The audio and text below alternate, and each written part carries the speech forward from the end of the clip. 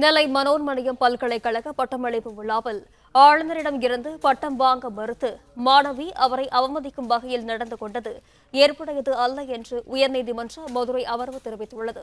விவரங்களுடன் செய்தியாளர் சந்திரன் இணைப்பில் இருக்கிறார். வணக்கம் சந்திரன், விவரங்கள். வணக்கம். நெல்லை மனோன்மணியம் பல்கலை பட்டமளிப்பு விழாவில் ஆளுநரிடமிருந்து பட்டம் பெறப்பட்ட மாணவ பட்ட வழக்கில் பல்கலை பட்டமளிப்பு விழாவில் கவர்னரை அவமதிக்கும் வகையில் மாணவி நடந்து கொண்டது ஏற்புடையவில்லை. இதை ஒருபோதும் ஏற்றுக்கொள்ள முடியாது. இதற்குரிய வழிகாட்டு நெறிமுறை ஒதுக்க வேண்டும் என நீதிபதி கூறியுள்ளனர். பல்கலைக்கழகத்தின் மாண்பை காக்க வேண்டும், இளைய தலைமுறைகளுக்கு உரிய வழிகாட்ட வேண்டும் என நீதிபதி கூறியுள்ளனர்.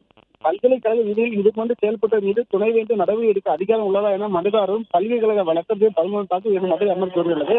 வழக்கு விசாரணைக்கு உகந்ததா இல்லை என்பதை குறித்து முடிவு செய்ய வழக்கை 18ஆம் தேதி பட்டியலிடவும் மதுரை அமர்வு கோரியுள்ளது. தூத்துக்குடியை சேர்ந்த ராம்கோபால் உயர்ந்த மதுரை அமர்வு பொதுமன அளவு தாக்கல் செய்தார்.